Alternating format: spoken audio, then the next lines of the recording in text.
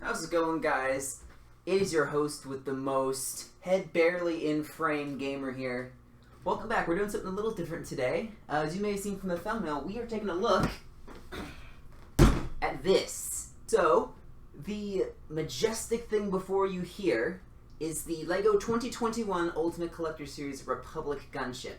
Now, I am a prequel fan, first and foremost in Star Wars, so this is really exciting for me. Ever since the UCS series started back in 2000, which is 22 years counting this one, this is only the 5th prequel trilogy UCS set they've ever made.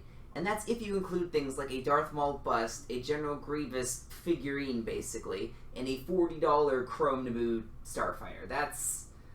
There's really only been one serious UCS set, and it was Obi-Wan's Jedi Starfighter, which is cool, but it is not what I would have picked for, a UCS set, an iconic set from the prequel trilogy. This right here is exactly what they should have gone with. I'm not exactly complaining that they've waited so long. It's been 11 years since they made the last prequel trilogy UCS set, which was Obi-Wan's Jedi Starfighter in 2010, and it was a small $100 UCS set. That's one of the smaller ones for those of you who don't have a sense of scale.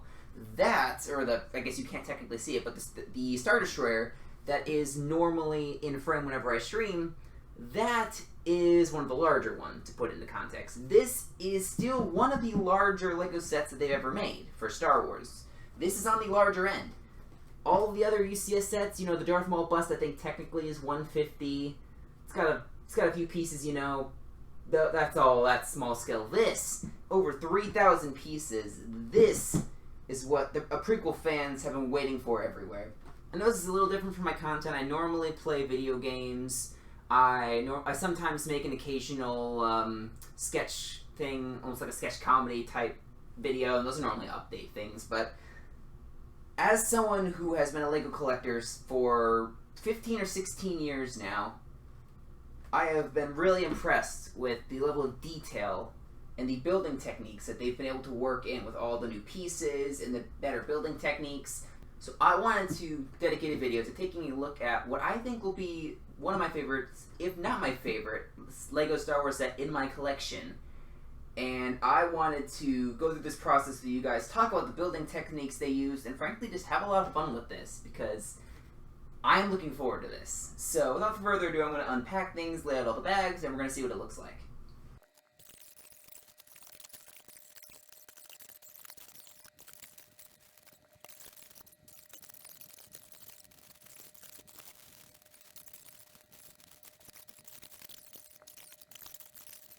Alright. Man, I don't know what year they started doing actual... Hang on, I'll bring it closer. I don't know what year they started doing this, but they started doing this with LEGO books, instruction booklets at some point. I keep going the wrong way. To where it's just very nicely done on the sides here, as you can see. It's not just a very thin... Actually, I can pull up an older instruction manual and show you guys what I'm talking about. So here's another one of my UCS sets that I actually have for comparison. The UCS ATST that I want to say was 2007 or something. As you can see from the booklets here, they're not really done very well. And here's another thing. They came in 2 books. You have book 1 and book 2 here. And now you can see for comparison, first off, the book is way thicker. Second, there's 1. Third, if you look at how they do it on the side, it's so much nicer. It's just, oh... I don't know when they started doing that, but they do it for seemingly all the sets now, because I have a TIE Fighter from about 2014 or whenever the one that came out whenever Solo came out, and that's really nice as well. So props to you, LEGO. You know what you're doing at this point a little bit with your booklets, and I am a fan. Nicely done. Look at that. That's something they didn't even do for the Star Destroyer. They have a breakdown of the actual ship. Look at that. That is so nice looking. It looks like it's from one of those illustrated books that they had a while back about the actual design of the ships. I've stalled for long enough. How about we actually start getting to work? And I'm going to have to time-lapse this because this is going to take a while. But I'll be going through and just basically speed lap it as time. I'm going to be going through and time-lapsing a lot of this. I'll be stopping every now and then to show off some building techniques that I find cool, or whenever we get to a good checkpoint. So for example, after the first 4 bags, it's a perfect time to stop and look at it. I may do it sooner, depending on the progress I've made. We'll see. But anyway, let's get started. From Macro, what is your favorite type of cheese? Oh, you are a person of culture. I can respect this. My favorite type of cheese, I am the type of person who will eat sharp cheddar just on its own, without anything else, not even on a sandwich or something. I'll just eat sharp cheddar. I really like it. I mean, I'll eat American, I'll eat Colby Jack, and I'll eat things like that. I tend to stick with sharp cheddar because I really like it. But thanks for the question, I like that one. Okay, so here's a question I kind of got a couple times. I got some people asking, why don't you play Minecraft with me? Or why don't you like me? And stuff like that. The funny part is I got those comments from people who I have both played Minecraft with and don't have a problem with, so I'm not sure why I got them. But, yeah, anyway, let's clarify this now. I don't really have a problem with any of you guys, I just don't like people in general. I'm very, very antisocial. As an example, to have some numbers behind this, with personality tests I've taken over the past 5 years, the lowest I've ever scored, or I guess the most extroverted I've ever scored, is 85% introverted. And that's, that was 4 years ago. As of recently, it's just been 99% introverted. So I just go out of my way to not do things with people normally. So when I am doing things like that, I'm really pushing myself. So, yeah, it's nothing personal, guys. I just don't like people. I just don't like interacting with people. I don't quite know how to reconcile the fact that I'm not a fan of people with the fact that I stream and make YouTube videos, considering I like to interact with people for that, in terms of interacting with them in chat and stuff. So, yeah, I'll make it work somehow. Alright. Done the first four bag sets. I'm gonna come over there and show you where we stand. It's almost like a little checkpoint. Here we are. Look at that. It's mostly just the front. Quite a bit of the base has been done as well. Obviously the back over here still really hasn't been done. The top with the wings hasn't been done, obviously. Kind of just the front area with these little side panels. I am a huge fan of the way they did these panels. That is so smart. They just did the detailing on the sides here, as you can see. Oh, you can't really see that one. There's got to be an angle. There we go. You have these angles to where you can basically have exhaust vents, greebling, things like that. And then all of these panels just slide over. The inside there, you can see, now this is the case with a lot of UCS sets, but it's really hollow. Because, you don't want them to be filled with bricks because that's really heavy. But, sorry, I'm adjusting these. I know it's not a great angle, but my gosh, I'm a fan of this. I'm going to have to take a break because today is just not a good day for me to work on this project for reasons. But I am very happy with how this is coming along. My only complaint, and there really isn't a great way of fixing this without changing the look of it, is that these guns are a little wiggly. Unless I glued them or something, there's really not a way of fixing that. So we kind of have to roll with it. But unless you're shaking the thing around, those aren't going to be moving. They're going to be sitting there looking amazing. So probably about a quarter of the way through this, and I'll just say, good job, Lego. It's really good so far. Camera's over here. I keep forgetting how it's mirrored. So I'll be back. You'll be seeing me back in a little bit once I get back to working on this, and we'll probably do the next quarter. So maybe 5 through 8, 5 through 9, something like that. Let's see how big the bags are. See you then. Alright, next up is Gaming Suit. He asks, is Gaming Suit POG? For a second here, I'll stop trying to figure out what that abbreviation stands for, and I will say, Gaming Suit, that you can just be happy with how you are. You don't need to expect other people to like you or anything like that. You don't need to worry about that. I've lived the past several years of my life not carrying this lettuce what people think about me, and it works pretty well. Now, granted, I only interact with about maybe 5 people, so sample size is small, but yeah, it's pretty liberating if I do say so myself. Alright guys, so we're nearing the end of bag 8. I have just built this majestic front piece for the cockpit, and we're going to slap this thing on. We need this, and I can try to tilt this so that you can see it. It's going to be very difficult to do this backwards, but I want to try to make it work. Alright, so give me a minute here. There we go. Look how nicely that slots in, and that had to have fallen off. There we go. I'm glad I caught that now. There's just a random brick that fell off. And once I put this thing on, it's not coming back off. So, yeah, I'm glad I caught that. Alright. Alright, you guys can see, we just have to slide this in. Where's the stinking hole? There it is. Bam. Look at that. It is on. It is on there tight as well. Oh my. And now we just slap this on. And we're about halfway through this actually, just based off of bags. So I may as well use this opportunity to give my halfway checkpoint opinion, or whatever I'm going to call this thing.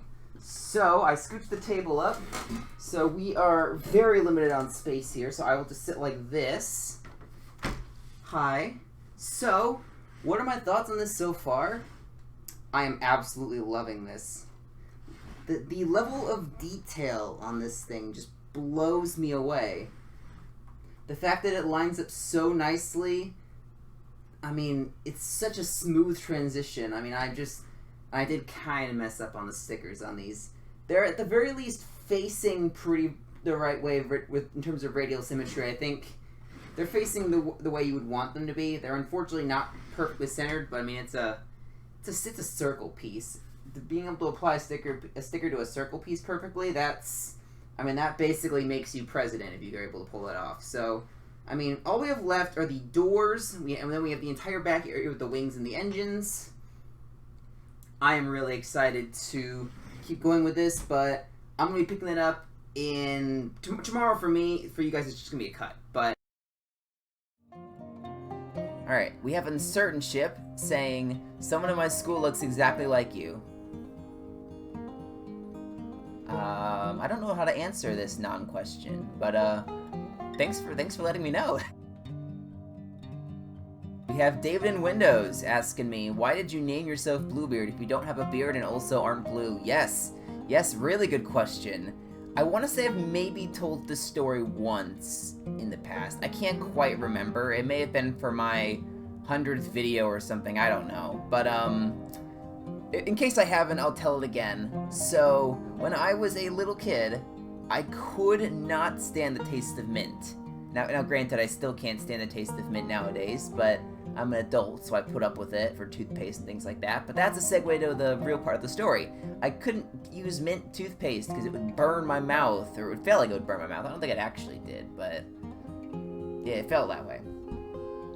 So instead, I'd have to use those bubblegum toothpaste, or the cinnamon toothpaste, and things like that. And I sell them bubblegum because I'm a little kid, and kids just like bubblegum flavor, apparently. And that just so happened to be blue for some reason. I'm not sure why they didn't settle on pink, but it was blue. And, you know, when you're a kid, you don't exactly brush your teeth very well. You kind of just have toothpaste going everywhere. And that is actually and my parents started calling me Bluebeard because I was a slob as a kid, apparently. And my face was just covered in toothpaste. And as dumb as that is kind of the origin of it. And when I was making a YouTube channel, I just needed to pick something. And I thought, you know what, yeah, this will work. I didn't even know that it was actually the name of some character or something already. I had no clue. I just picked this. And I've had people ask me, did you name yourself after this character? And I didn't even know it was a character. My name actually came from toothpaste for some reason. Yeah, so there you go. And for the record, David in Windows, I have had a beard in the past, or a goatee, I guess is the closest thing, but it's just, I've settled on a more professional look because my facial hair is awful. And then we have this question from my lovely mod, Waifu Killer.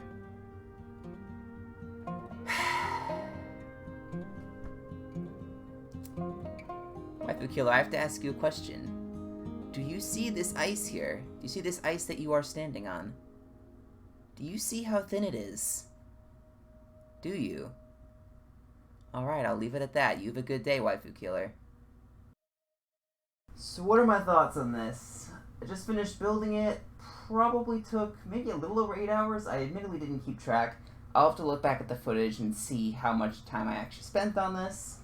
But, having it here, I am impressed. This thing is exquisite. Honestly, I think my favorite part of the entire set is the fact that this entire thing, from all the way up here to all the way down here, is one giant chunk that is only resting on here because there's one axle that has gone through a certain point. And that is holding it on, but the transition is so smooth. There are lots of little curves on the actual design of the ship that the play scale gunships just can't capture. This, I don't know what to say, it's amazing. I genuinely think that this is my favorite LEGO Star Wars set that I have in my collection. It's definitely in the top 3. I'm feeling like it could be number 1 though, just because of how much I like the ship that it's based off of, and the amount of detail put into the curvature, the doors. I mean, it's just so amazing. The fact that there are actually not really play features, but different things integrated in. They didn't have to put an actual exit ramp for this set. That's built in because it's part of the gunship. They didn't have to do that because there's no actual speeder to write out of it or anything, but they put it in. These can move and be positioned however you want. There's even, you guys can't unfortunately see this, but there are, the missiles that you see on the set. Those are up here, and they actually, they will spin in a certain way whenever you rotate them. There are so many features on the set that they didn't have to put in, but they did. And for this being the first prequel set that they've made in essentially 11 years, they hit it out of the park.